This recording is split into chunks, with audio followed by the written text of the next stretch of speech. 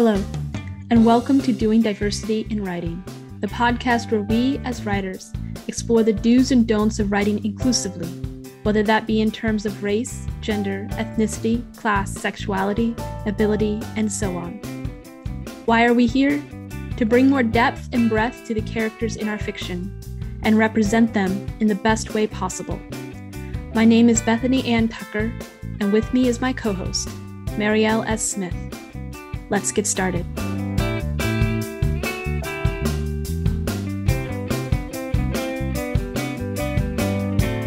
Hey, Mariëlle, how are you doing this week? Hey, Bethany. I'm not feeling great health-wise. I've been feeling a bit under the weather, but I started beta reading a novel by one of my favorite authors at the moment. She actually asked me to be on her beta read team because I've been so excited about her work. And it just really reminded me in relation to the podcast, it's such a great example for me how you can do diversity in a very subtle and very, let's not make a big deal about this way. It's like all her characters look different and she's quite subtle about it, but it's a pirate book. So they travel, of course, and it's like fantasy. It's like fantasy romance. But just from the descriptions, okay, so this is more like African coast, for example. Mm-hmm.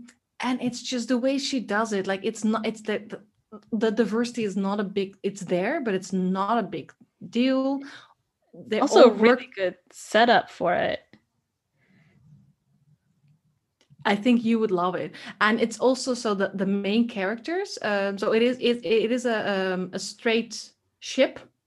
The main character, the two POV characters, one is a woman, one is a man. Okay, I'm just going to say you said straight ship, and I was like, aren't most ships built in a straight line? I meant in a relationship, right? Yes. Okay. Yeah. Their ships are straight. It's a pirate book. If you say ship. Yes, I just realized that. They're on the ship a lot. But so even though the main relationship, the main ship is straight, there's so many casual references to the crew members, men and women that they've hooked up with. I'm not sure about this male main character, but I know she has another series as well that the worlds kind of touch upon each other, but it's set on the mainland, and there the main characters are very casual about the fact that their previous lovers were both men and women. And it's just those little, it's like in there, but there's like nobody lingers on it. It's just completely normal. And it's so nice to read. Oh, that sounds really nice. Yeah. So I was like rushing to get to this recording because they're like in the middle of a fight right now with other pirates. Oh, and I dragged you out of that. I was looking at the clock and I was like, but it's good. Okay. Yeah, so she's one of my favorite authors right now, and I love how she does this really subtle diversity. And at this point, you and I are just being a big tease to our audience. Oh, yes. So this author, who personally asked me to be on her beta team, because I always rave about her stuff, her name's Clare Sager, Sager. And she has 2 series going on. She's both publishing, so they're not finished. She has 2 books out in each series, and I'm beta reading the 3rd for the pirate series in that world. Okay. But yeah, I recommend all her stuff. All right, so you're gonna have to drop that link in our show notes. Yes, I will do that. So how has your week been? It's Monday, so my week's just getting started and all the possibilities are laying before me. How was your past week? The past week was interesting. I have been exploring the U.S. real estate market, and we should probably leave it at that before I go off on a tangent, because we're here to talk about something just maybe even more difficult, but for me, it feels a lot more like we can do something about it today. Yes. And also, our listeners, Bethany did have some good stuff happening last week because I also beta read. I didn't beta read. I actually critiqued a short Yes. story that she's writing, and it's fucking awesome. So she's also she did, aside the whole US real estate stuff, creativity wise, she had a pretty good week. Well, you were reading it. I was just sitting there to get it back from you, going, I hope it's good. It is. Okay. Okay. All right. So let's dive in, because at this point we have teased everyone, and everyone is actually here to hear us talk about representation and diversity in writing. So Bethany's book is a novella in her Unchosen series, and that's by the pen name I cannot pronounce it, so I'll let her do that. It's by Sierra Darren, my alter ego. Yes. So we'll drop a link to that as well. All right. But let's get to the topic. Yes. So the topic basically is, building on what we said last week, is why does this conversation matter? What does this conversation about representation matter? It might seem obvious to us, but it doesn't mean that it's obvious to everyone else. I have found that out personally quite often. People are like, oh, we had the Civil War in the US 150 years ago. We're good now. But for people who have been in this space for a while, this topic matters quite a lot. Yes. And I want to say, like, I this is really, like you said, like, people who've been in this space, I do that, right? Like, I take that for granted, and I sometimes assume that other people see things my way. Like, I remember being at university, doing gender studies, doing post-colonial theory, and then you walked out of the university building, and then you realize, oh wait, not everybody is in this sort of feminist, activist, anti-racist bubble. Oopsie. And that can lead to some awkward situations. And the same goes for this topic. It's like, are we still talking about this? Yes, we have to. So I remember that we talked about visibility during our first episode, and I would say that's the key, right? It's like, it's about resonance, about being able to, like, the conversation matters because not everybody is able to recognize themselves on the people that they meet on the page or on the screen. It's about validation. And I know we're going to talk more about validation and writing so that everyone can see themselves on the page, but it's also about having other people meet people who don't look exactly like them. Like, it's on my mind right now a lot because I have some family members that I need to talk to about some of my identities. And I'm realizing that it would be a lot easier for me if I knew they had ever met some of my identities in their media, and I know they haven't. Yeah. So it goes both ways. We're going to focus more in this episode, according to my notes, because, we are organized people who have notes. You don't want to hear us record a podcast without notes, people, so be grateful we have them. They're extensive. Yes, you don't want us to say our PhDs out loud on air. You want the condensed version. So it's important that other people can see you, and it's really important to be able to see yourself on the page, on the screen. Just it's a lived experience. It makes your lived experience valid. It shows that you're not alone. It makes you feel like your reality. I mean, sometimes you have an identity that no one has around you, and you're like, am I even real? Yes. Like, am I crazy? Yes, I've had that. Yeah. And it can be like just it's not enough, but just reading like one person on the page can be just like, wait, right? It can be such an uplifting experience. And of course you need much more representations. That's why we're doing this podcast. But just this this whole, I am not alone, I'm not crazy. Oh my gosh. I know I think we're going to mention this TV show later on at some point, but Sense8, the final scene in the final episode of the final season, or that extra episode that finished everything out, there's this wedding and a poly quad shows up, and it's multiple black guys with a lighter skinned woman. I forget her exact heritage, but for me that was just, oh my gosh, I'm seeing my family on the screen. It was amazing. Yeah. I started crying. What? Spoiler alert. I've not seen this series. I'm not saying who it was. Yeah. No, I'm not even saying who's wedding. But that's the thing, right? And that's because like some identities are simply like they're so underrepresented right now. That's why we're having this conversation. And some people are very much overrepresented. Like we can, like they're in every book. They're everywhere. Yes. We talked about this as well during the last episode. Yeah. So you just have to like think about back to your own childhood, your teenage years, who you were, how you were feeling. Think about the characters that you resonated with, and who you felt kinship and relatability, and like how did that affect you? Like what let you cry? What let you grow? What let you go, oh, this is a thing?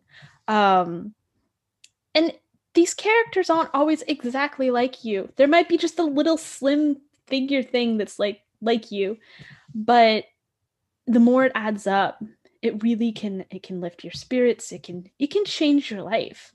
Sometimes you look at a character and you're like, oh, I want to be like them.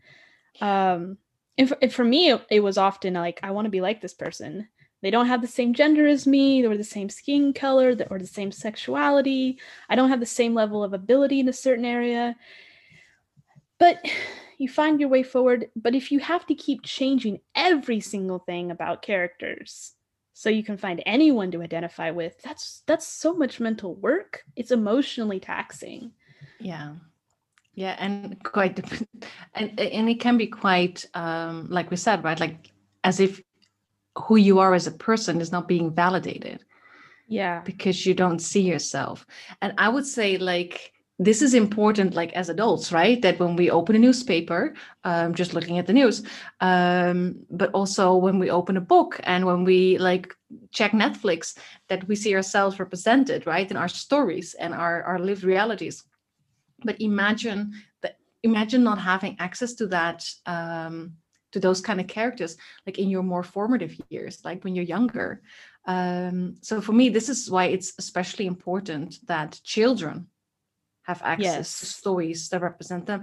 And I would say that the biggest surge in sort of diverse books are children's books right now. Like they are really coming up, and I really love seeing that. I think it's amazing. Yeah. Hey, do you listen to Brene Brown's Unlocked podcast? Not in a long time. I haven't had that much time to listen to podcasts lately. It's weird, right? Because I used to drive much more and walk much more, and since lockdown, I completely that's when I listen to podcasts. So I started walking down the beach again, to the beach. So I finally got a chance to do some older episodes, and she had to see us as one episode. And she talks with Gabby Rivera, and she is the one who writes the Latinx and lesbian superhero America Chavez for Marvel. Very cool. When I saw that, I was like, I need to listen to that. So I just listened to the interview recently, and I really highly recommend it.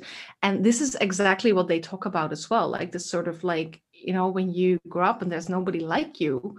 And so if you're passionate about representation, this is really the episode for you. And especially just hearing how they also talk about how it's done, like on the more executive level, right? They were like, we want to do this superhero, but we want to do it right. So let's ask this particular individual to do it for us. And then she decided to not just write like a super cool a lesbian Latinx superhero, but she's like, there's so much wrong about the genre in itself that perpetuates certain role models and structures. So she literally changed the entire way we think about superheroes. Because she's like, if you want me to do this, I'm going to do it properly. So it's a really cool. Yeah, it's a really inspiring episode. So I can see our show notes for this episode is going to be a little bit long because we have to add that one in too. Yes, definitely. I'm definitely going to give a link because it's really good. So I know we're going to talk a lot about what's wrong with representation today, but maybe it's a good idea if we first start talking a little bit about those uplifting moments, when we did feel that validation, that's kind of that relief of recognizing like, oh, wow, this is an important part of myself and I see it in this character. Yeah, please. Yes, let's go there. Okay, you want to go first? Sure. Well, why don't you go first? Okay. So let me think. When I grew up, because I'm thinking of this novel, but I cannot remember the author or the title. So when I grew up, there was quite a gap between me and my classmates in terms of level, and that kind of set me apart. Like what kind of level? Like age? Did you start school early or something? No. This is gonna sound so stuck up and arrogant. Intelligence. You were just more geared towards that academic environment. Yeah, in the Dutch system, there when I was in elementary school, there's 4 levels you could go to. Mm-hmm. So the it's really bad because they call it the bottom level, right? So that says so much. But that's like purely vocational, and then there is the level up is vocational with just a bit of theory. Then you have like a complete mix of vocational and theory, and then you have the completely geared towards academic. Like if you do that, the chances are you're going to college, right? We have a little bit of that in the US, like we call them honor students and stuff, but it's not quite the same. No, it's always funny how every country sort of like makes up their own system. So for me it was like this. It was clear that I was going towards the university level. So I was going to the fully theoretical level on the secondary school level. Mm-hmm. And except for one, all the other classmates were going to the vocational level. Okay. So there was definitely a different directional going on in your classroom. Yeah. So there's 4 levels, and they were all in the 4. They were all in the 4. There was one on the 3rd level. And then I was like on what they call the level 1. The questions you don't think to ask. So anyone who's writing about a Dutch country, you should probably look into the education system. It's different than what you're used to. Yes, email me. It's an interesting system. It has changed also, by the way, since I grew up. Okay, so but anyway, so that difference in level, I was really aware of that. And I knew that some of the kids that I didn't necessarily like, they sometimes sucked up to me because they wanted to work with me on like projects that you had to do together, because for them it was basically a guarantee that with minimal effort they would get a high grade. Because I am a studious person, right? So I don't mind doing the work. No. I mean, once a nerd, always a nerd. But I also remember, so that was sort of like, I would simply say, no, I don't want to work with you. But I also remember, and I think that stuck with me much more, is parents. So I overheard parents telling their kids or other parents why they didn't want their kids to play with me. And that was because they were afraid that I would make their kid feel dumb. Ouch. Yes. Big ouch.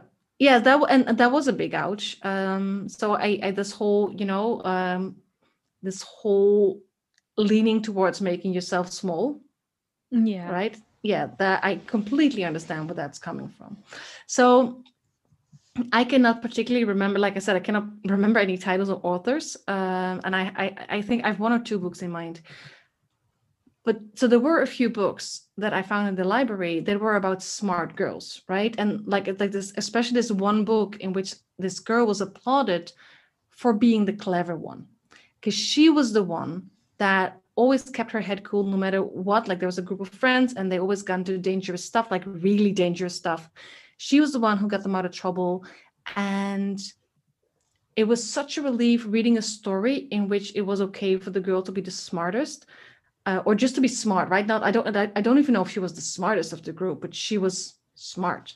And she was smart and had friends.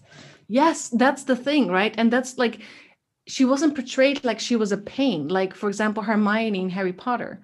So the intelligence that she had didn't come with any negative connotations, right? Like older people would say to the other friends, you're lucky she was with you. Nice. I'm like, oh wait, it's actually valued. And also she also got the full credit, and Hermione often doesn't get the credit, does she? So that was like, it didn't happen a lot, but for me that was like, it made me think, oh wait, like maybe I'm not like a freak, or maybe it's actually not a bad thing that I have that my brain functions the way it does. Yeah. How about you? As a child, I think it was the Chronicles of Narnia, actually. Because the children in that story actually did things, and they made a difference, and they were fully realized people when they went to Narnia, versus like England where they lived normally.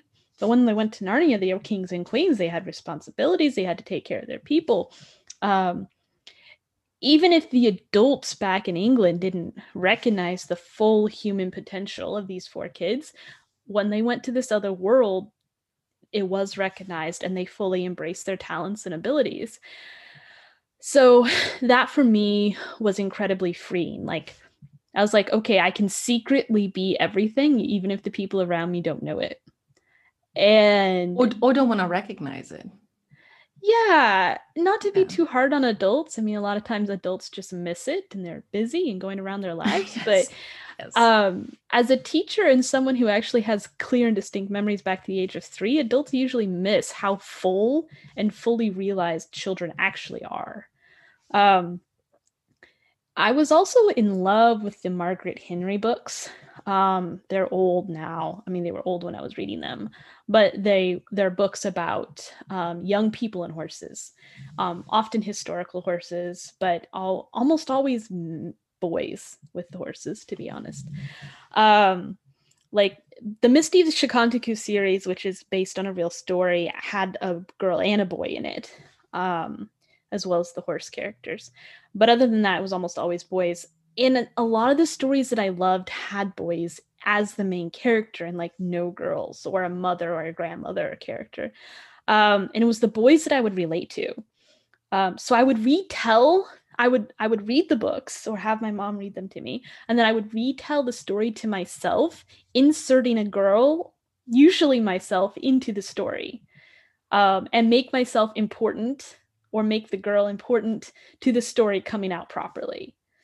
So I just retold all the books in my head.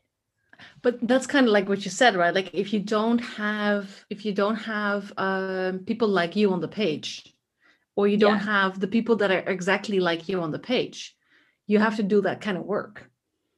Yeah, and at the time, I mean, granted, there was a restriction on my reading, and back then there weren't as many books with girl characters that were doing anything other than being princesses and waiting for their knights to show up. Well, we still have those. Yes, we do, although we'll get to some better examples. I was just looking for one that had a girl, let alone all the other identities that would eventually show up in my life and the lives of those around me. It was just trying to find a female character in a book. Yeah, but that wasn't just waiting around for the men. Oh gosh, right? Girls don't wait. Well. Like, we do things. Oh yes. Yes. Yeah. And going off that theme, like when I was 11, 12, 13, my dad was trying to feed me enough books. He eventually broke down and gave me a library card because I was breaking his bank account. Lovely man. He tried. He came home with Lord of the Rings, put the whole thing down in one combined volume, it made a thud on the kitchen table. He's like, this should take you a little while. I was just thinking that he's like, this will get her off my back for a little bit. Yeah, no, he tried it with he tried that with not Lord of the Rings. He tried that with War and Peace when I was 11, and then he tried it again with Lord of the Rings, and I read Lord of the Rings in 5 days. So yeah, after that he gave up. But thank you, Dad. But the Lord of the Rings carried the same problem for me. There's like 2 main female characters in the book, right? Like most people have seen the movies. And I was just frustrated by it because one of them does not wait, but she has to pretend to be a guy. And the other one does wait. And it nearly kills her because she's waiting for the man she loves. So I actually ended up heavily sympathizing and identifying with the hobbits because I'm an extremely short person. I luckily managed to make it to 5'1". And so I'm literally almost the same height as hobbits, like not much taller than an actual hobbit measured in the book. So that was one persona that I was able to find. But yeah, other good stories that I read was like the Star Wars The Expanded Universe, which I still haven't forgiven Disney for making them basically fanfic, but that's a whole nother story. There was the Rogue Squadron by Michael Stackpole, who really influenced me when I was learning to write. He wrote about misfits, Jedis who couldn't use telekinesis, so basically Jedis with a handicap. Members of Rebellion and Alliance, it didn't work well with the normal rules and regulations, but they still had hearts of gold, still protected their comrades, and still were necessary and influential in the end. And I think I identified with them because I felt out of place and I knew I wasn't measuring up to everything that was like the norm. And so these rebels, even though they didn't look like me, they felt more like me. And then I think I'm rambling. Temura Pierce was the first fantasy writer I remember reading that wrote about a Black character. And she wrote about a woman who decides to become a knight, and that was really influential to me. So I don't know Temura Pierce. I know you've mentioned her before, but can you remember what that the representation was like? Because she's like, Temura Pierce is a white woman. Yeah, she is. So this is the thing about writing race in fantasy worlds that don't have the same history as ours. And I think it's actually valuable. I'll try not to go off on a tangent about it, but she didn't have to deal with certain issues because the history wasn't there. It was just a character who happened to be Black because they lived in, a desert area where people had darker melanin in their skin. And it was like foreigners coming in who happened to migrate to the area. So there weren't a lot of people with the skin color, but they also brought certain things to the table, their own language, their own background and stuff. The character himself, he was actually this nerdy teenager who was studying medicine. And he was actually this balancing force against 3 headstrong girls. So he was more of he balanced them out when they were going to do something crazy and risk all of their lives. He was like, well, maybe we should think about this first and patch them up afterwards because he was studying medicine. And I was like, oh, this is awesome. And that was it. To me, he was just a character that I loved in a book. It was normal. Yeah, because that's great, because that doesn't, to me, like on first glance, that doesn't sound like it sort of perpetuates any harmful stereotypes of Black men. No, it really didn't. It gave me a very positive impression. Again, in a fantasy world where you don't have these backgrounds, if you haven't built in a certain racism into the story, you can have a more neutral representation. Of course, there was racism in history in the world that other people had to deal with, but he wasn't a part of what we would deal with if I, say, wrote a novel set in Chicago in 2021. Yeah, well, that's actually, for those who are still on the fence about listening to Brene Brown's interview with Gabby Rivera, they also talk about that, is that she made her, the America Chavez, the character, she gave her a planet that didn't have like a colonial past, for example, just to see what that would be like. Yeah. Like, so she also made that very conscious decision. Like, what if your roots, like, even though you live in this reality, this world where the like empire, colonialism, slavery, I'm thinking apartheid, all of that has left such trauma and deep rifts, right? She's like, what would it look like if your actual roots, the planet where you actually came from, doesn't have that history? What does that do to you? What does that do to your people? This is one of the things I love about fantasy, because it lets us reimagine ourselves. So for me, fantasy and telling myself stories let me reimagine my identity as a woman without the religious trappings that I grew up with. Like, what if it was different? What if there was no patriarchy? Right? Oh, God. I want to read that book. Okay. So how about books you've read as an adult? Okay. I feel like I'm doing all the talking here, but I'll keep this short then. Judith Tarr is a good author. She wrote the first trans character I ever read, which struck me deeply. I remember reading and then rereading this scene, and I couldn't stop looking at it. One, it was really well done scene. It left a positive imprint on me because it helped me accept trans people. And this was when I was still reading my way out of bigotry. It wasn't that I was personally like against it or like protesting this kind of thing. It was just like, no one's ever talked about it positively to me, and I don't even know what this is. I just know that people can't even talk about it because it's so awful. And then I read this book and I was like, why do people have a problem? Like, it was this total switch for me with no politics involved. It was just a story. And then I really fell in love with Megan Whaley Turner's The Thief series, which is set in part of the world near you, actually. It's set in like a reimagined ancient alternative world, Greece, and the Greek coastline. She actually went there and did her research, and there's a lot of Greek names in the series, and I love it. But the thing is most of the kingdoms are ruled by very strong women. Conflicted women who have flaws and make tough choices. And I resonated with that. And then I've already mentioned it, as an adult, I would say Sense8, the TV show, was just monumental for me. I cried through so many of those scenes. As a poly person and a person in an interracial relationship, I was like, okay, yes, shall enshrine upon my wall forever. It's like, so I still haven't seen Supernatural, but we have a mutual friend who has a tattoo of the show. So would you get a tattoo of Sense8? I don't know if I would get tattoos at all. I'm still going back and forth on that. You're a tattoo virgin. I am a tattoo virgin. Okay.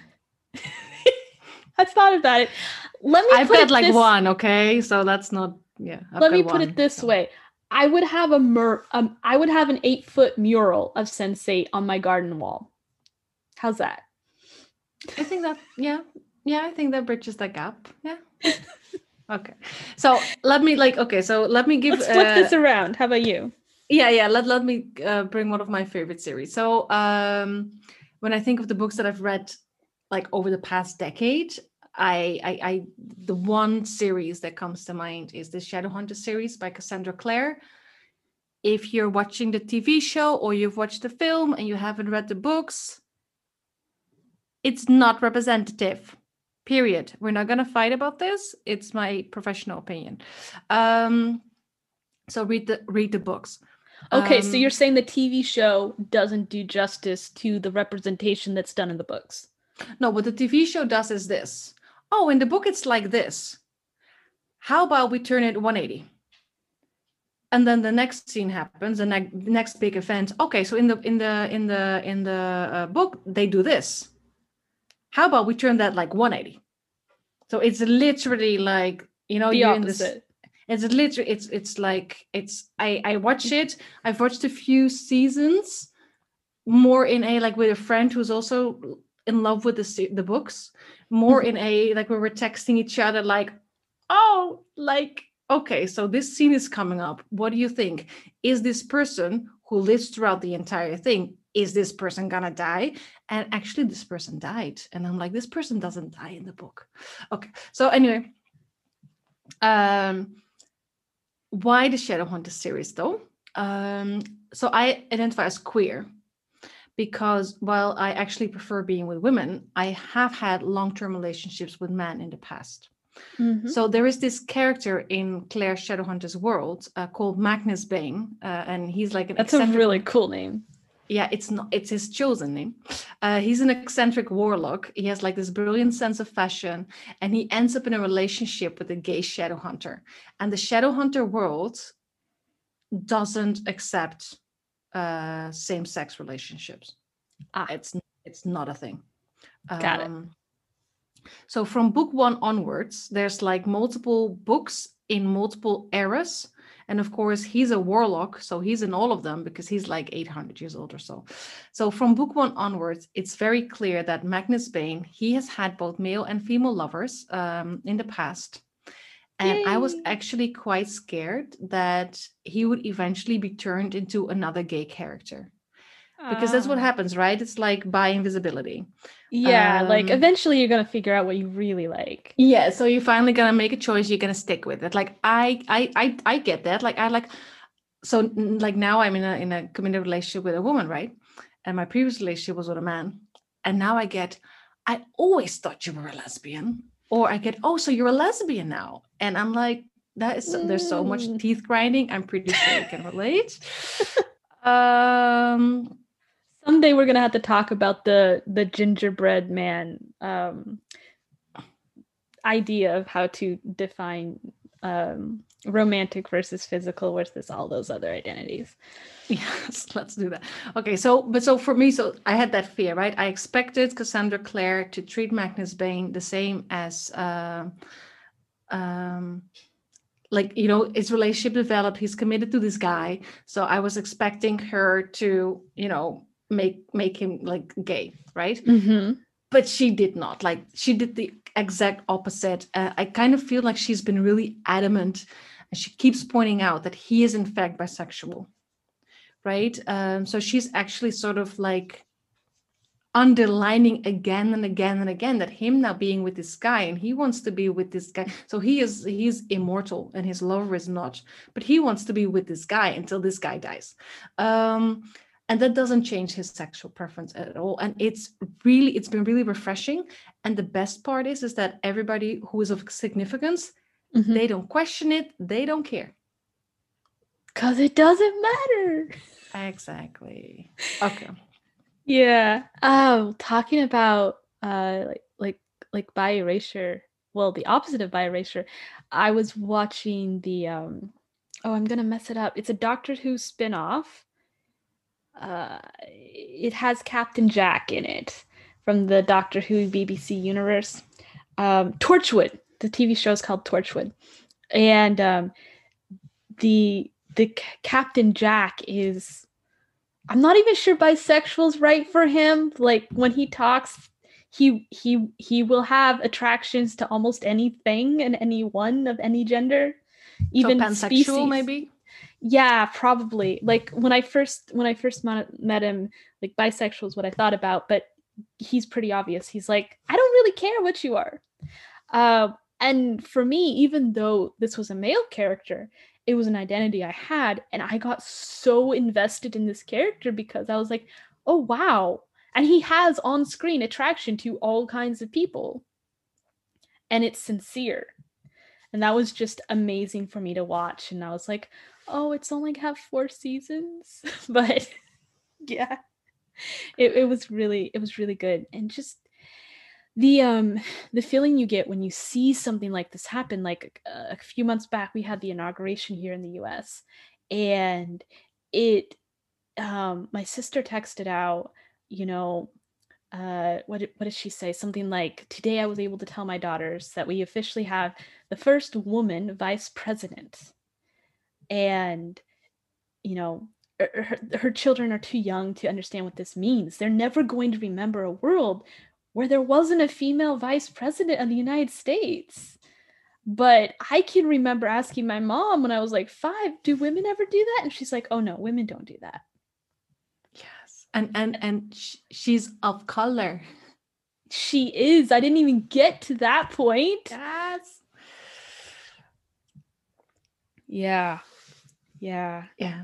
But I get what you mean. It's like for us, it's been like I was like, for me it's exciting, and I don't live in the US, right? For me it's exciting, but for example, in the Netherlands, we've never had of course we've had queens for ages. Like we have a king now, and that's really weird for us because nobody who is alive right now in the Netherlands has had a king before, because we've had so many queens. Wow. But we have never had a female prime minister. Oh, I did not realize that. No, and now it's like so part of our so for us, it's been part of our future. Like it's been one of those one day we'll get there thing. And for your nieces, Mm-hmm. it's part of their past already. Yeah. So they don't ever, for them it's normal, and that's so nice. It is. And it's this gift, because much like when you open a book fiction, and you can imagine something, then you have to imagine something before you can be it.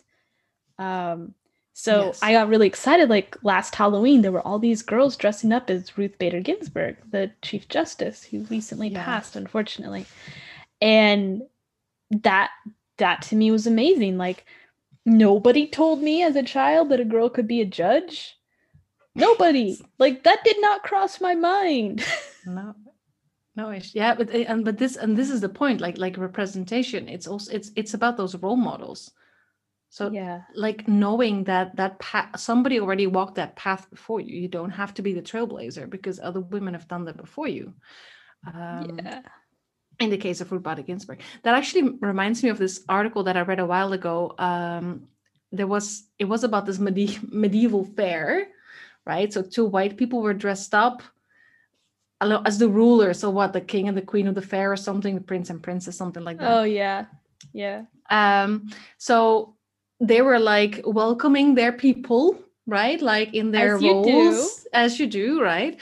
So there's this black girl, right? This black girl shows up in a princess dress, and she walks past this couple, and like her black dad's in tow, right? So she's woman, like really little, if I remember what you sent me.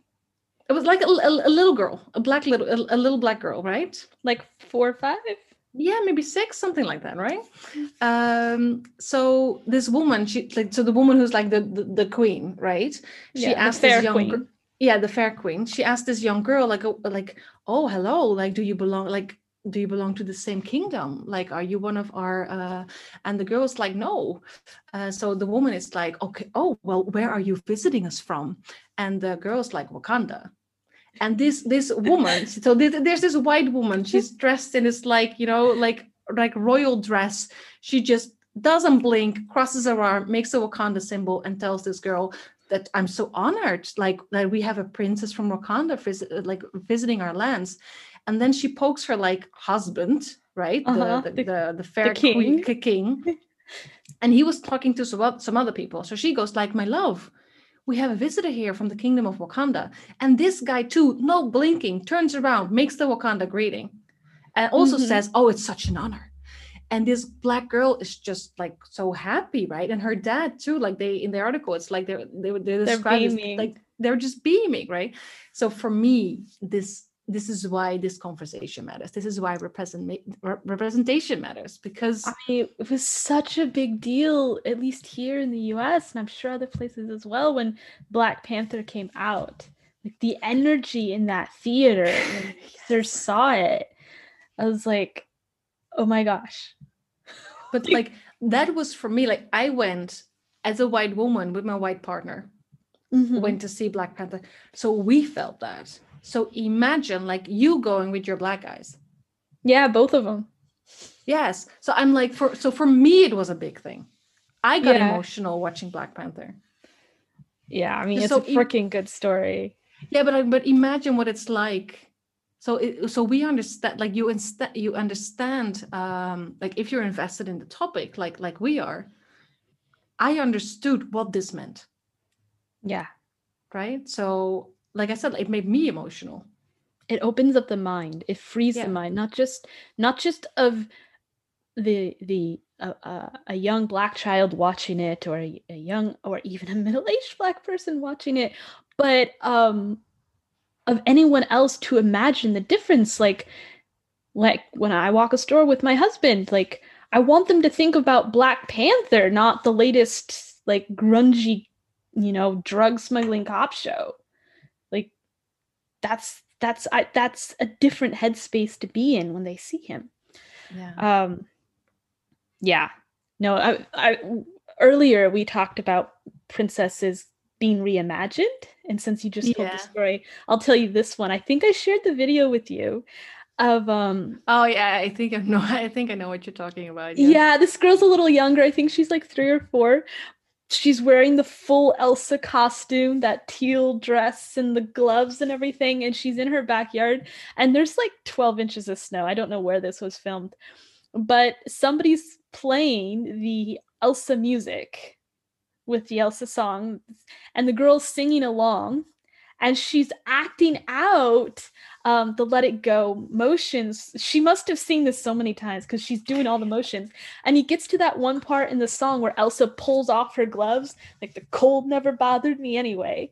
And this little girl pulls her gloves off and throws them on the ground, and she's doing like this, like a superwoman pose with the fists and her arms out, and she's just doing that thing where she doesn't even know it, but she's doing what they teach women to do in confidence building classes, of putting her shoulders back and standing tall. And she's learning this from the media, the books she's reading, the stories the music she's listening to, the movies she's watching. She's embodying that in her own play. Yeah. So she's, when you talked about reimagining princesses, like I think what a lot of so, which is nice, right? Because I can say a lot of bad things about Disney, right? There's plenty of examples, and they have their own disclaimer now as well in a lot of older films. Yeah, I've seen that. But for Elsa, like what Frozen did for me was like, first of all, it shows that you can be strong and independent, right? Mm-hmm.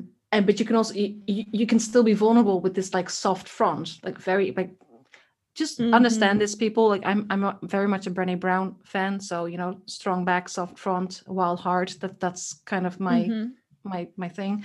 And that takes its own kind of courage, right? Like I loved that.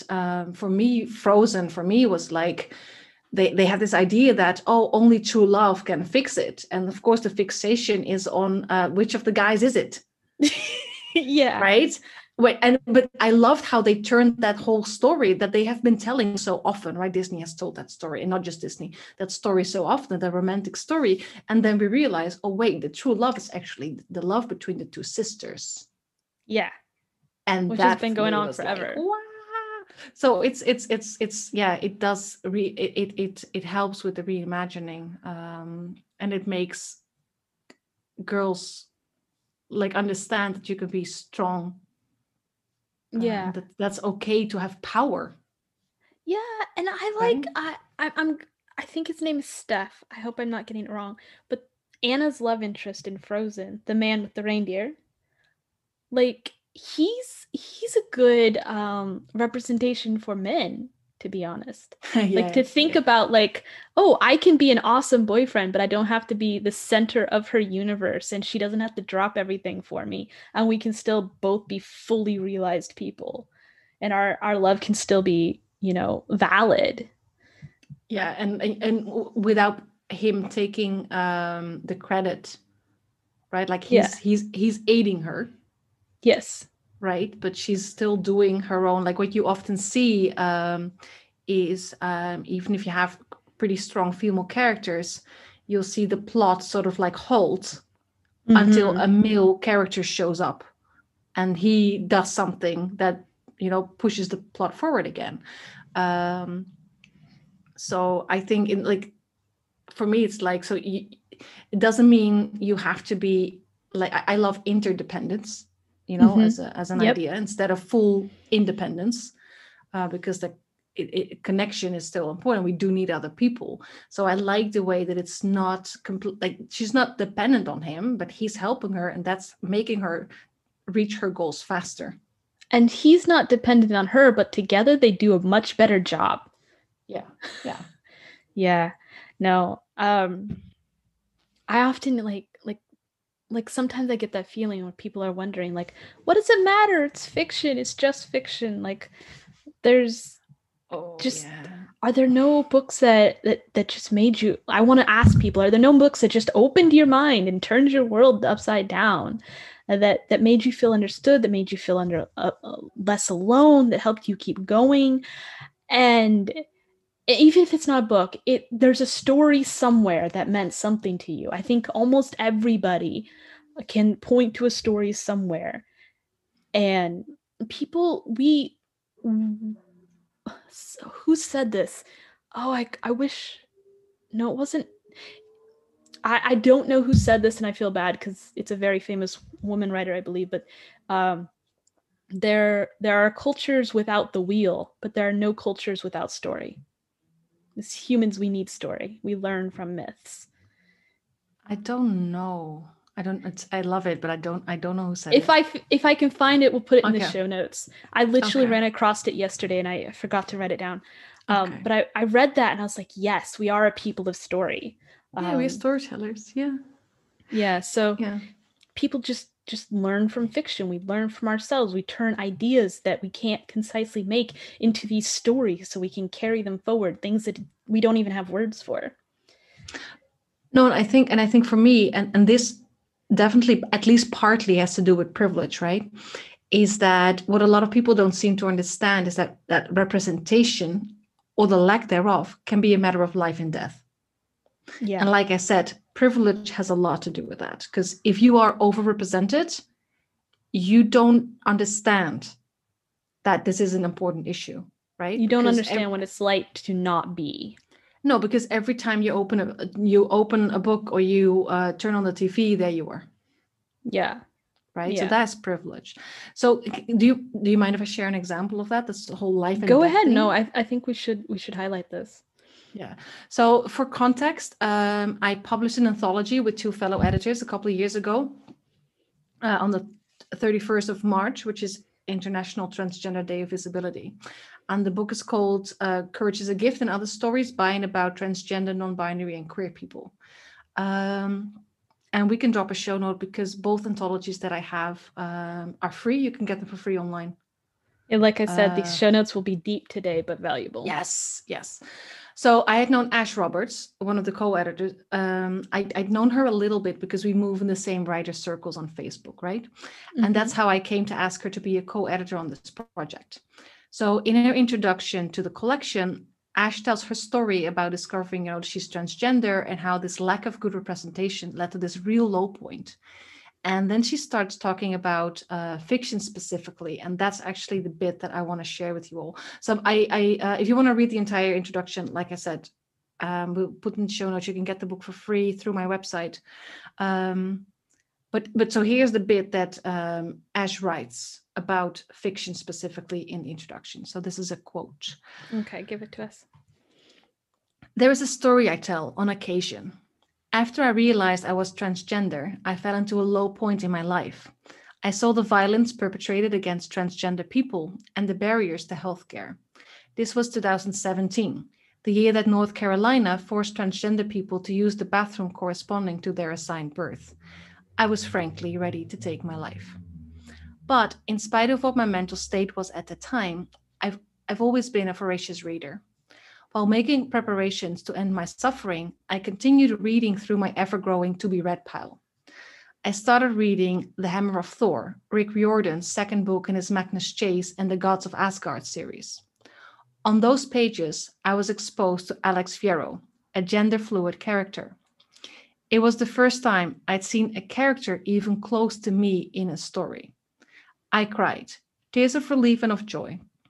I cried for hours that night. And when I wiped away the tears, I knew I wasn't going to kill myself. I had a mission. I didn't want anyone else to go through what I did. No one should have to go more than 3 decades to see themselves represented in fiction. As a writer, it is my responsibility to make the world a better place for the next generation. See, that's the point. I mean, that's almost the point of writing. Right? And so I remember, like, reading it now gives me the fucking chills, right? And can you imagine me? Like, I was like, Ash, I need to write you an introduction for this book, right? And I get this. You're like, okay, stop everything, deep breath. I was like, okay, right. And it still gets to me when I read this, like I still get chills. And also it makes me so angry with the world. But like Ash said, it also gives me that drive to fight to change things. Right? Do you know that kind of that double bind? Like you're angry, yes. But well, we're always told growing up anger is wrong, but to be honest, anger can be an extremely fruitful and useful force in the universe. It can be fuel. It can be. It's not the only fuel. Anger alone will eventually burn you out and leave you a husk of yourself. Yes. But anger tells you when something's wrong. Anger's that warning system to tell you that a boundary's been crossed or that there's an injustice. And when you use it like that, anger is completely valid and extremely useful, and we should not be afraid of it. So, I mean, Ash's story has all those base elements of why you and I are having this conversation, why we're having this podcast, why we're eventually going to write a book, why we're spending hours and hours in this space and mental headspace, because we both have books to write. We would be very happy to keep writing our fiction, and yet we're here doing this. There's still a lot of issues around representation literature today. Like I said, I've read for years. I've read almost 2,000 books in my life that I've documented, and I've read maybe 3 with transgender characters in them. Yeah. It's amazing that your friend Ash found this one character, because there are so few. At the right time too. Yes, and it shouldn't be that way. It really shouldn't. No, like she said, right? It shouldn't be this hard to find yourself represented. Yeah. Right. There's a reason why things are this way, and that's partly because we have all these classics. We had this English, what do you call it? The lexicon, the canon. The canon. Thank you. The canon. The English canon of fiction literature in our Anglo-Saxon cultural heritage around English. Of course, it's a lot more than Anglo-Saxon now, but you wouldn't know it all the time. I mean, if you think about like the classics, people are still like, yes, you're in high school, you should read Shakespeare and Dickens. And we're like, well, they're kind of old now, but we're still being taught this in school, and due to colonialism, some of these are also taught as classics in what used to be colonies, where people aren't even white. They're dealing with very different backgrounds. Our cultural archive has been influenced so much by this. Our bookshelves are still full of these kind of materials. It's not that we need to get rid of them. It's that it needs to be balanced. Yeah. That imbalance.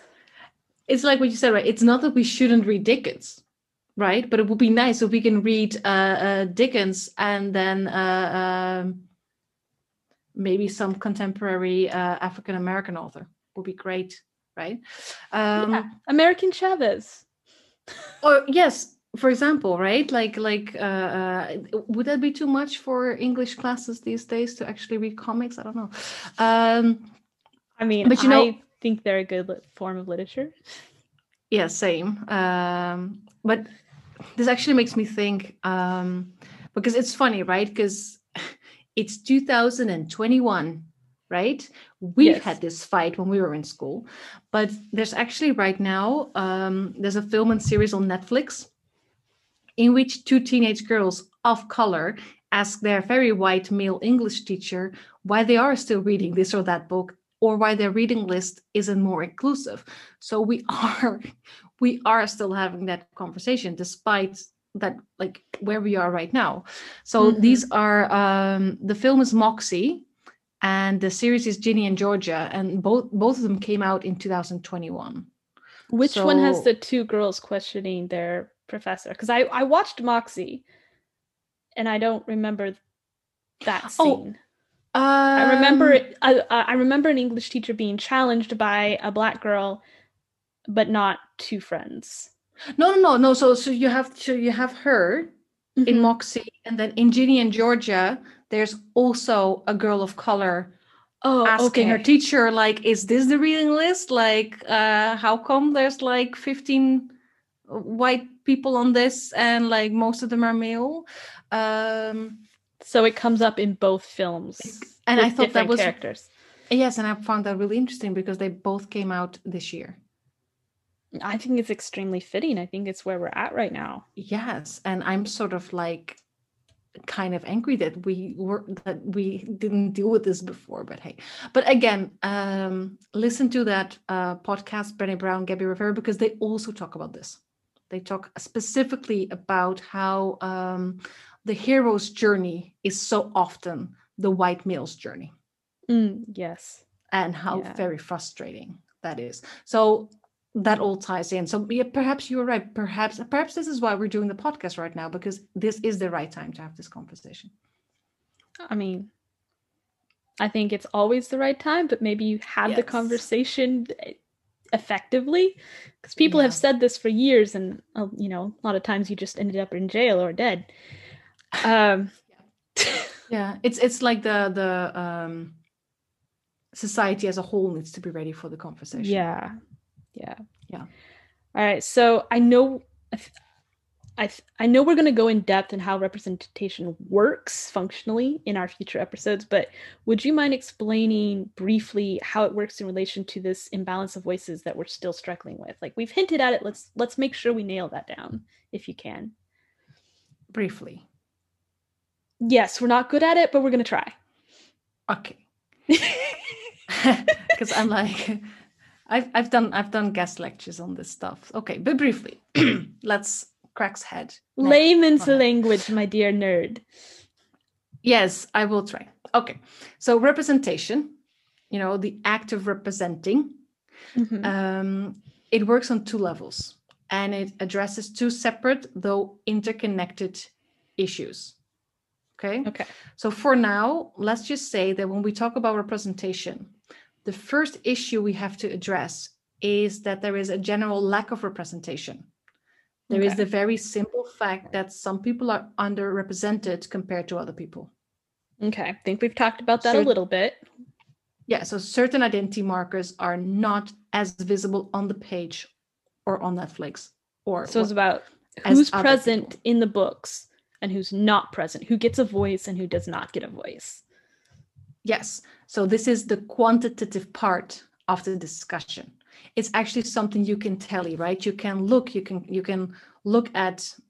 pick 10 random TV shows or 10 random books from your library and just tally who's in this book. Yep. And who is the main character, who's a secondary character, who dies the first, right? You can literally tally these things. Okay. So numbers. Yes. The second issue is the lack of good representations, or the fact that the representations of diverse characters that we do have, these are often highly problematic and stereotypical representations, which, you know, it doesn't necessarily make anyone heard or seen. Sure, right? These characters, they might look like you, and they might come from the same place as you, have the same disability as you, or the same sexuality as you. But because of how they are portrayed, you'd rather not identify with them. Yes, I get it. So this is about the quality, not the quantity. This is the second part of representation here. Yes, and both these levels are vital to the discussion. We need both to improve. We both need more representations, and we need these representations to be better. Yes. Yeah. So let's talk a little bit about what that does to you, right? Not seeing yourself represented, or if you are represented, if you are present in culture, if you only see yourself represented in like a negative way. Like, do you want to start with like what are your, because we talked about the uplifting ones. So how about the negative ones? Okay. Yeah, I'll jump into this. I made you go first last time, I think. Yes. So when I was a child, I was very conflicted about being female. I think I've mentioned it. All my books had males in it. I wanted to be like the boys. My heroes were by and large women. I remember having multiple crises about being like, well, I must be a bad woman. I only want to be like guys. And remember, I was in that cult growing up for a while. Men predominate biblical stories if you read the Bible, which was a large part of the literature that I had access to at the time. I was reading a lot of history books in the Landmark series. If anyone's familiar with that, it's a series of American history books. They're all about 120 pages long, 6th grade level, and they cover like the whole span of American history. I read like 100 of those books. And I think I can name about five female figures that came up for me in my reading. Well, like it's called his story, right? It's not called her story. Yeah, I've heard that right, before. Yes, that's yeah. Yeah, like even in my books that had girls as a main protagonist, they had to watch and wait and pray that their hopes and dreams came true. Usually waiting on men. And the women around me, I mean, this is extreme for most people, but the women around me largely covered their heads. Like we're talking like head coverings here, so their hair didn't show, as a sign of submission to their husbands. On top of what I was reading, this is what I was seeing. And one of the older girls in our church was engaged at 14. Engaged. She married at 17. And I didn't think this was odd that she did this at the time, because the girls in the Bible and my history books were being married at a similar age or younger. That was completely normal. And remember, what you read in your fiction and your history is what you think is normal if you're living it. Yes. Yeah. So it controlled my imagination, to be honest. So I think this is like one of the reasons women weren't allowed to read, partially in some parts of time in history. Yeah. Because reading is dangerous, right? Like you might catch the vapors. Yeah, no, but people ask like, these are just books, right? Or this is just a show on the TV, but there's a reason that books are banned. If books are just books, they aren't the first to go when some kind of social disruption happens. Yeah, I'm thinking German occupation, for example. And I'm how many artworks and books, and I know like Margaret Atwood and The Handmaid's Tale used to be banned. Yeah, in schools, right? I'm like, if books are just books. Yeah, no, I did my thesis in university on propaganda in communist China, and book burning was a thing throughout history. You get rid of what you don't want the population thinking about. Yes. And I'm not signaling out communism for book burning. There's history before communism in China that book burning was a thing, and we've definitely had book burning here. I grew up around people who burned books. That makes me twinge, but I did. I remember serious conversations like, should we buy these books so we can burn them? But then the author will get paid for them. Yeah, that's a conversation that happened around me.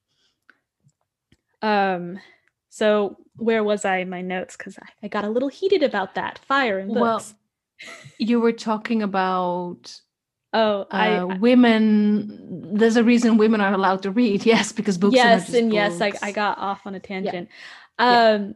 So I wanted to be like George Washington when I grew up, which I have a problem with now, but back then. You live and you learn, right? Yes. he got to be a surveyor in his younger years. He learned math and he went out traveling the land and he learned about it and he took notes about it and he made maps. And I thought this was really cool.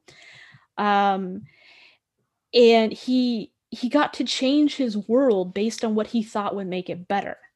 And the women in my books got sold off, married off, spent their years cooking and cleaning and having children and worrying about the men in their lives. I like to cook a nice gourmet meal. I'm good at it. I like a clean house. I'm good at it. Most of the time, if I'm not writing. The better I am at writing, the worse I am at housework. But these are all things that should have respect. It's not all I wanted to do with my life. So I had fantasies of, I kind of hope my parents don't listen to this podcast, but I had fantasies of finding a way to die by my 13th birthday. And I was utterly serious about this. I knew that when I started presenting as a woman, when my boobs started to show, that my life would functionally end as I imagined wanting it to be. So my plan was to marry by 12. Wasn't outside the realm of possibility based upon the Bible and my history books. Have one child, because I kind of did want to have a kid, and then die a martyr fighting evil. My optimal pick was Hitler. I was, find a way to fight Hitler. I know he was already gone, but I made this plan at 8 years old, so cut me a break. I figured I had 5 years left to live, and I needed to make the best of it. You also had 5 years left to build a time machine. I did. And go fight Hitler. Yes. Well, I figured there were plenty new Hitlers that would crop up little. Oh, yeah. Yeah. There's no shortage of Nazis. Yeah. Little did I know what was coming in my future. But I was utterly serious of this, that I figured there was no point in existing beyond this point in my life when I would become recognized and then come subject to the rules of being a woman in my society. And this was because of what I was getting through my literature and my imagination and what I was seeing directly around me. Our imaginations can be hamstrung by the materials that we feed ourselves. And I was reading plenty of books about Christian martyrs. I was reading about people like missionaries who made the ultimate sacrifice. I figured that there were plenty of ways to go out still as a good person, and God couldn't kick me out of heaven if I wasn't the one who pulled the trigger.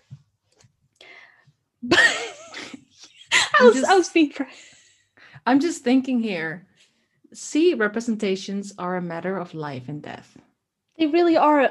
There was this book about Mary Bunyan, who was the daughter of the man who wrote Pilgrim's Progress, which is a seminal fictional work in Christian history. It's fictional Christian's progress, traveling to heaven allegory type story. And in the book, this woman's burned alive at the stake. And that formed part of my mind.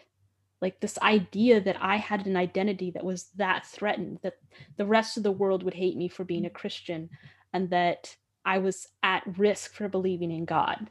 And when you're just reading all of this literature, the world becomes a very threatening place, even though I live in a country that gives preference to Christian values. I didn't know I lived. I was just going to say it were eventually the Christians who burned the women at the stake. Yes, but that's not how I remember. We were being fed this literature so that we would be willing to be martyrs.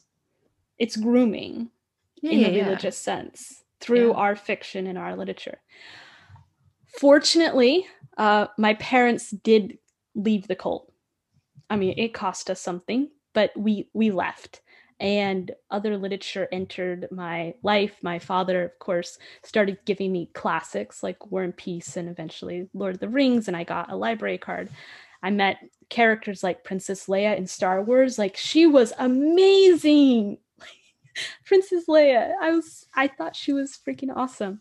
And my definition of what I could be as a woman changed as what I was reading and watching changed. It was life and day. Obviously, I'm still alive. I didn't find Hitler and find a way to, tragically die at a young age. And for that, we thank you. I'm and glad. and the books you've read. And my parents for waking up. Yeah. Yes. Also, kudos to them. Yes, very good. Yeah. Yeah. So how about you? Okay, so when I think about a negative example, I have to think, so I'm a vegan. And it has to do with that. Like I became a vegetarian in, I can't remember, a decade ago or so. And the first thing my mother said was like, "Oh, sweetie, that took you so long. Like you've been talking about this since kindergarten." And I was like, I had no idea. I couldn't remember. But what I did remember was when I was about 10 years old or so, I read this book, like a children's book, about this vegetarian girl. And it made me really not want to become a vegetarian. Like this main character was constantly struggling with her family and in school because of this choice she made. And she eventually breaks the law to save some animals from a farm. And the whole story doesn't end well for anyone. Ouch. Yeah, so fun stuff. So good enough reason for me to not want to be associated with that. So this was your one like example that you had when you were younger. Yeah, and I remember picking up the book because I was like, oh, this girl's a vegetarian. Like I knew I was toying with the idea, but I didn't know that I've been saying it aloud since kindergarten. I had no idea. I thought this was just happening in my own little world, right? But apparently I told my mother at some point. So a few years later, I read a book in which one of the main characters was a vegan. And the only vegan I knew at the time was this older sister of one of my school friends. And she was like a super loner. And she was sort of generally considered not right in the head, right? Ooh. So she was a bit like the crazy freak. I secretly admired her that she was a vegan, despite people clearly judging her for it. But the character in this novel, it really perpetuated that viewpoint. Like my friend's sister, this was like an antisocial girl. She had always had an empty fridge. She was much too skinny because, there's like literally nothing you can eat apparently when you don't consume animal products. People don't see me, I'm not skinny. And like her mental health in the girl in the book was constantly being questioned, like my friend's sister. So it took meeting it. Yes, and it took meeting like a vegan, like here and there, it became more popular. So it took me meeting real actual people who were nice and pleasant, who had friends and who weren't breaking any laws, in their animal activism before I decided, okay, so I can make this switch from vegetarianism to veganism. Because you had that representation now in front of you. Yes, I got the proof that there's more to this than these two stories that I know. Yeah. So funny, actually, to come back to this whole cult, right? I often get the feeling that other people see veganism as a cult, right? Like, I definitely, when I was like a teenager and stuff, heard people refer to vegans as like, those tree hugger crazy people. Yes. So actually, before I became a vegan myself, most of the vegans that I met were like squatters and anarchists. And I know exactly how my family viewed like those people, right? And they really wasn't something that I wanted to be associated with. And even now I often hear, oh, but you're so nice for a vegan. But you are nice. For a vegan? I won't say it. I can't even as a joke. Okay. So yeah. So not seeing something can create a void, but also seeing something that is highly negative or highly stereotypical, that's another problem. Like if you had other vegan option stories, that first story that you read where the girl broke the law and got in trouble for it would have been just one representation of the options of being vegan. And you could have been like, well, I'm going to be a vegan, but maybe I shouldn't break the law. But because that bit doesn't resonate with me, but hey, there's other options out there. Yeah, but because there weren't, that was it. But that's the idea. It's not just about present. It's often what we hear, right? Like my simplest simplest example is this. People say, what do you mean? Like there's not enough Muslim voices, or like we don't see enough Muslims, right? Mm-hmm. Because they're everywhere. Yes, they're everywhere. Do you see how they are represented? Right? Mm-hmm. Everybody sees Muslims as terrorists, right? Yeah.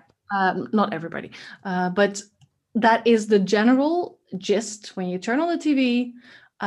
This is the general gist you get.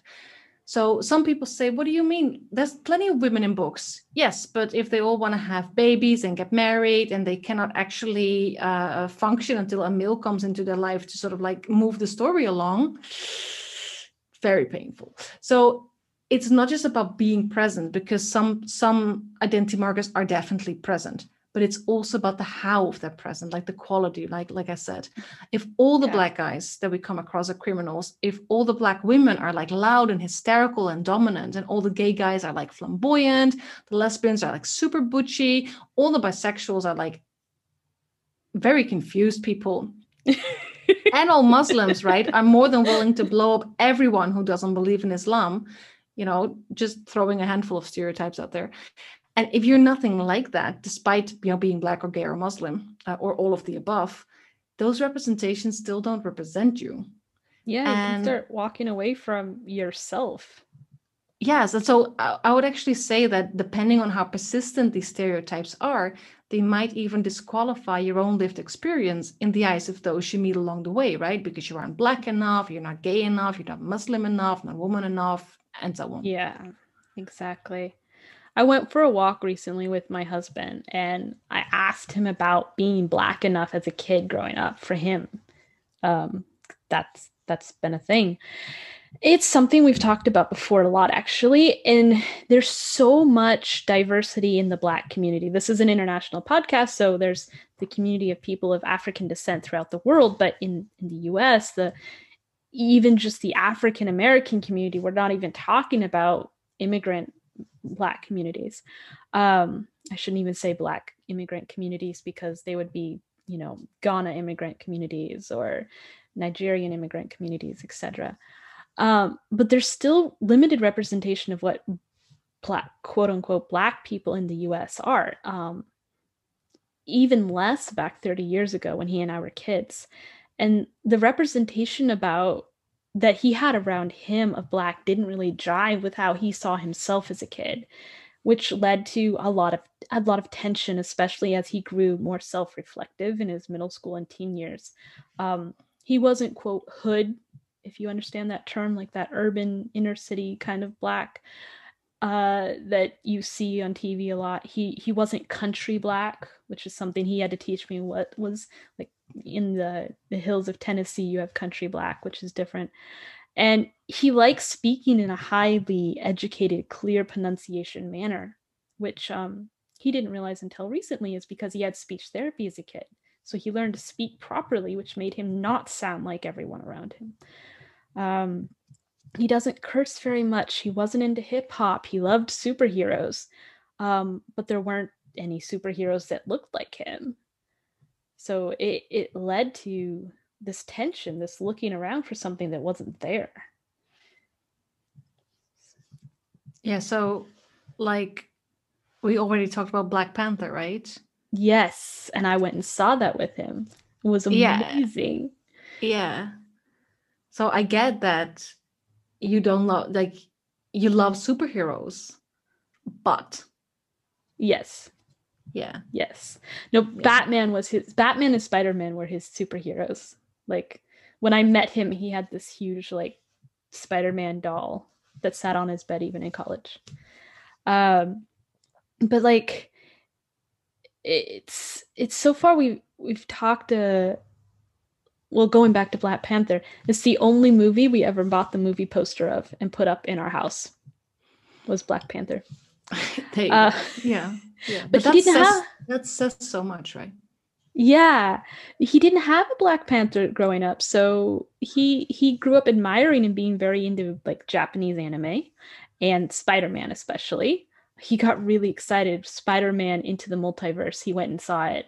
I wish I could have gone and seen it, but I get triggered by the flashing lights, and that movie had a seizure warning on it, so I couldn't go see it with him. he saw it and he came back. He's like, yeah, I'm glad I didn't take you. And I'm like, you're gonna have to tell me about it, because there's a black Spider-Man in there. He was thrilled. He's seen it more than once. But it didn't help him relate to his community, his particular black community, because he wasn't represented around him. There are other black people around him. Please don't think that I'm saying that there aren't. But they weren't necessarily being represented on TV or the books he was reading or directly near him. It was specifically his tastes in media that was setting him apart in many ways. And as he learned Japanese and chose alternative music, etc., this compounded. I've seen him when we go back to his hometown, the tension when he doesn't code black enough to this particular community. He's black. There's nothing different. He has no desire to not be black. But it's like a language he doesn't speak for this particular community, which is compounded in the US in black media, etc. Yeah, it kind of reminds me, first of all, it sounds really exhausting, right?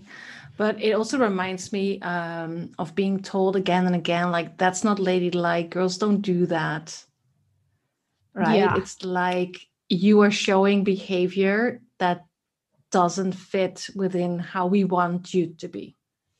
That's actually a correlation he's made, interestingly enough. Okay. Yeah, it's in certain ways. I won't go all the way down that rabbit hole because that's not the point of this particular episode, but you and him could talk for hours. So you should hear him rant about BET, the Black Entertainment Television that he grew up with. I don't know what he thinks about BET now. We don't have television and get it piped in, but he could rant for hours about BET. He had to find his own definition of black and outside of that, and he got stereotyped because he'd have white teachers, etc., who just assumed that because he was black they could make a reference to BET and he'd get it, and he'd be like, I don't watch it, I don't like it, and they'd look at him like he had a second head or something. Yeah, so it does, that lack of representation also, like, it's not, it affects how we see ourselves, but it also affects how other people see us. Yes. Yeah. Which is why we need more than one representation, because there's diversity in diversity, as we will say until everyone is tired of hearing us say it on this podcast. Yes, but it's true. Like we don't need just one voice from the Black or the Asian or the gay community, right? We need so many voices from within all of these communities so that every lived experience can just be without being questioned. Yeah. So do you have any examples of this, perhaps? Well, when I'm thinking about it's not like girls don't do this, it's not ladylike, right? I never really wanted to have children, and that's considered pretty unnatural by the majority of people. Lots of these people are women, and I do see it's becoming more accepted these days. Like people start seeing that it's a choice, right? But there's still a little bit of a taboo around it. So I often hear that, like, when you decide if you don't want to have kids, you're often perceived as extremely selfish or as somebody who doesn't care about other like living beings. And I'm not saying that there are definitely women who don't want to have kids because they don't like kids, right? Which is fine. Kids are not for everyone. Which is super fine. But I'm like, when people say that to me, like I'm like, you're talking about me not caring about other living beings? Like, do you know how much I do for cats? A vegan cat volunteer not caring about living beings. It's a little ironic. Right? But that's just, and this is like, I remember when the first time I said I didn't want to have kids, it was a few weeks after I babysat my cousin. He was like 4 months old or so. And my uncle was just like, okay, so you won't watch my kid anymore. And then, like, literally like 1 or 2 weeks before, like, their kid stayed over at our place. Like, and I was so it's just this switch. It's like, so okay, so you're not fit to look after my kid because you don't want to have kids yourself. And I was like, what? He needed to read a book where someone didn't want to have kids, but they were still good with kids. He just needed a little more representation there. He does. Yeah, he does. So the thing is, of course, once people realize that I have a functioning heart, right? It's big. I just don't want to have kids. I get comments like, "But you would make a great mother." And there's nothing in me that's denying that, right? Like I probably would make a great mother, but it's 2021. It's not 1921, so I actually have a choice. I would rather spend my time and money on saving cats because somebody has to do that. But yeah, people do wonder, often out loud, what happened to me, right? Like, why am I not doing my natural duty as a woman? Like, what's wrong with me? Like, what trauma happened to me as a child? Like, why am I fighting the order of things? Like, why are you denying your biological clock? The thing, you will get there. Like, so patronizing, right? Like, you'll get there. Like, you're there's a Dutch expression about your ovaries starting to tick. I don't know if you have the We call it the biological clock. Yeah, so we specifically have your ovaries will start ticking, right? Yeah. So yeah, I would love for childless by choice women to become better represented, right? In all of their internal variety. So the women who don't like kids, the women who love kids just don't want to be themselves, don't want to have them themselves. Like, I would love that. Yeah, this is why it's so important to not just look at our willingness to include characters that we don't often read about. We also have to look critically at how we include them. Like, I mean, we keep saying this, but it's so important. And that's precisely what this podcast is about. It's how we do it. Yes, it's yes, we need the quantity. We also need the quality. That's the main point for me. And I think that's the perfect moment to wrap this up. Because we have been rambling on. I agree. So on our next episode, according to our notes, because they keep us on track, we will be discussing common fears around representing those who aren't like us. Yes. And I have seen so many questions around this. Yes. And we're also going to discuss why being afraid doesn't mean you shouldn't give it a shot anyway. Yes, exactly. Die trying, right? Isn't that what you always say? Yes, that's like die trying. Yeah. Because it's more important to have tried. Okay, well, don't die trying on me this week because we have to meet next week and record again. Yes, I'll do my best. Before it's time to check for commas and iron out passive voice, fiction writers need to know that their story is strong. Are your beta readers not finishing? Do they have multiple conflicting complaints? When you ask them questions about your story, do they give lukewarm responses? If yes, you might need to refine your story structure. In editing your novel structure, tips, tricks, and checklists to get you from start to finish, Bethany walks you through the process of assessing your novel, from characters to pacing, with lots of compassion and a generous dash of humor. In easy-to-follow directions and using adaptable strategies, this handbook shows you how to check your story for plot holes, settle timeline confusion, snap character arcs into place, and more. Find it on Amazon, Kobo, or Barnes & Noble, or follow the link in the show notes to get yourself a copy now. Thank you for listening. Music for this show was written and produced by Eric Mills. If you want to join the conversation, fill out our writer and reader questionnaires. Both can be found in the show notes and on our website, representationmatters.art. That's .art. If you want to be the first to hear when a new episode comes out, sign up to our newsletter. And if you found this helpful, please rate and review on your favorite podcast app to help other writers find us too.